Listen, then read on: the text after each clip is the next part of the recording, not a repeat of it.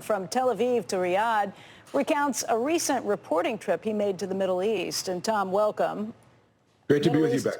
Middle East is a place that you spent a lot of time, but you say on this most recent trip, things were very different.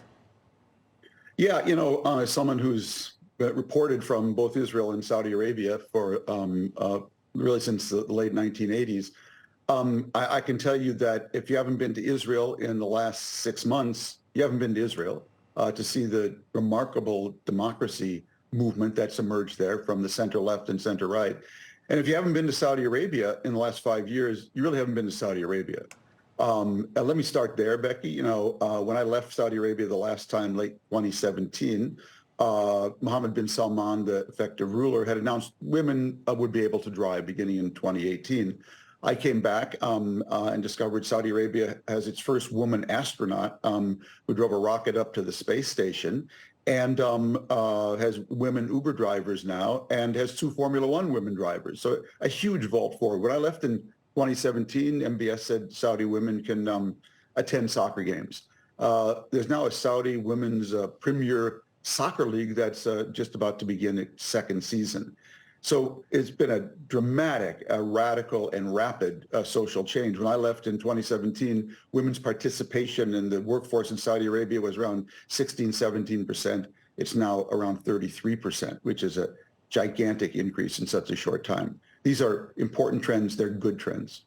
Important trends, good trends, but it goes with the same leader, Mohammed bin Salman, who's also been linked directly to the killing of Jamal Khashoggi. And all of these questions that are coming up in the news front and center because of LIV Golf and the combination with the PGA, people look at it and they say it's blood money because it's coming from the PIF, the Saudi Arabian PIF. It all goes back to that terrible, grotesque, not just murder, but dismemberment of Jamal Khashoggi. And so, for me, Becky, when it comes to how do you think about Saudi Arabia today, how do you write about it, from my point of view as a foreign affairs writer, is to ignore what was done to Khashoggi and the continual suppression of dissent, political dissent in Saudi Arabia would be immoral in my point of view. To ignore, though, the dramatic social changes that are happening there that are enormously important for Saudi Arabia, for the Middle East, and for American interests would be irresponsible. And so the only way I can square those two is to write about both as honestly and as forthrightly as I can. Now, where that bleeds into the LIV Tour, that sort of structural dilemma, Beck, is right at the heart of everything. We talked about LIV when it emerged. I thought it was a terrible, terrible idea. Saudi Arabia wanted to get into golf, into sports in different ways.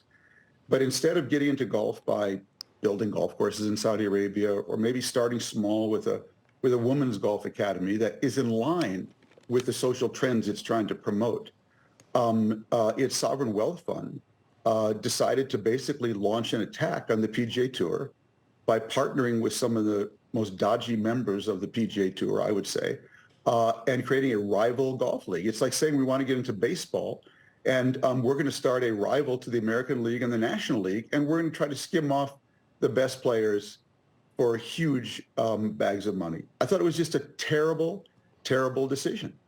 But that was the decision they took. It was bad for golf, and it was bad for Saudi Arabia, Becky, because it took attention away from the social changes, important, vital, and real changes happening there, and focused on. Do they win, though, with now partnering with the PGA officially?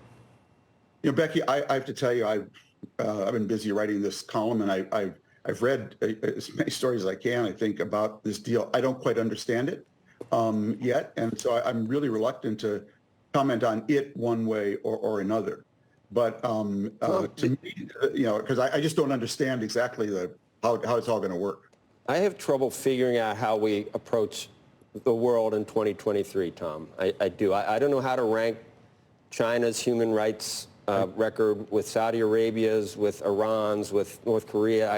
I don't know how to to say some of our multinationals in China are tech companies that go there. It just seems like you have to have some type of compartmentalization of all these things. I don't know if LIV is worse than Apple and Google and everybody else. I don't know how to rank it. I don't know how we operate in this world under the realities without being hypocritical in one place versus the other. It's impossible. Joe, you're exactly right. My criticism of LIV is I think it's just a bad idea for Saudi Arabia and a bad idea, obviously, for golf, because it took attention away by the way it was done, Joe, from really positive things that are happening there. But on the broad question that you raise, Joe, Deng Xiaoping, had Deng Xiaoping passed away in China's great reformer in 1990, his obit in the New York Times would have said the butcher of Beijing. He approved the killings in Tiananmen Square, the crackdown there.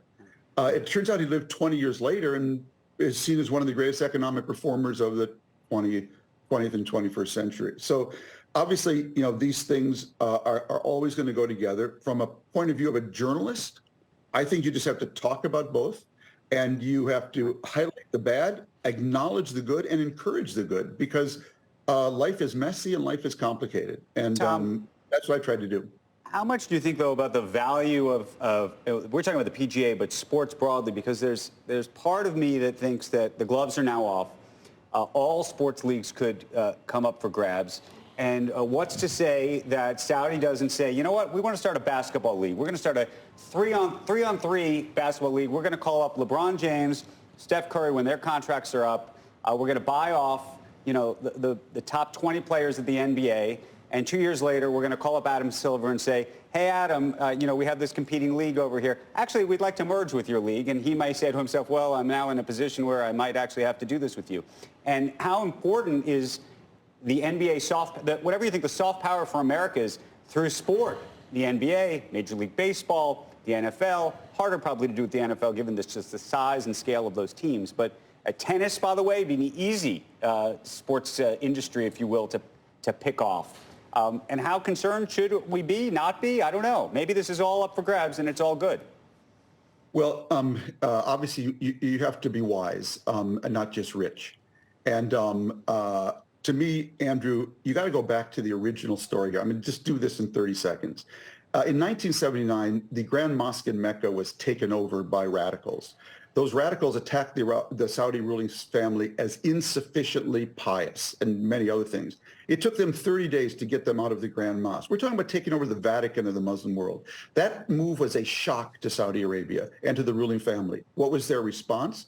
Was basically to turn over massive amounts of religious authority and social norms to the religious establishment there to protect themselves. And because they had a lot of wealth, they took the entire Arab Muslim world on a giant right turn, okay? Now, where MBS came in was that his goal when he came in, before anything happened with Khashoggi, was to reverse 1979. It was started in 1979, ended in 9/11. So that's why I thought he was an extremely important figure, and still do. He was reversing a giant trend in the Middle East that was not in our interest, not in the world's interest. Then in 2018, because he's an autocrat, he kills, his government kills Khashoggi, okay? A terrible, terrible thing. At the same time, though, he keeps these reforms going. So anyone writing about this country is in a real dilemma. Now, from a Saudi point of view, if you're in that dilemma, if you're putting your partners in the world in that dilemma of having to put Khashoggi over here and the critically important social reforms over here and try to encourage them to keep going, the last thing you should be doing is trying to force a takeover, a breakup of any sports league, whether it's Premier Soccer in the UK or it's golf or the NBA. It only draws attention away from the hugely important social reforms you're doing, and takes someone like the Khashoggi murder, something like that murder, from the sports page to the front page. It was just a really bad decision. It's not how you get into sports. If you want to get into sports, do it in a way that is aligned with the social trends that you've ignited at home. They're hugely important for you and hugely important in the world. I think this decision was a terrible decision, and everything that's flowed from it has been to unravel and try to disentangle that terrible, terrible, foolish decision, in my view. Tom, we're out of time, but we didn't even get to things like oil and the critical relationship between the United States and Saudi Arabia, the changes we've seen there. Maybe you come back soon and tell us a little bit more about that? Thanks, Beck. Okay. Thanks, Tom. Tom Friedman. All right, coming up, Apple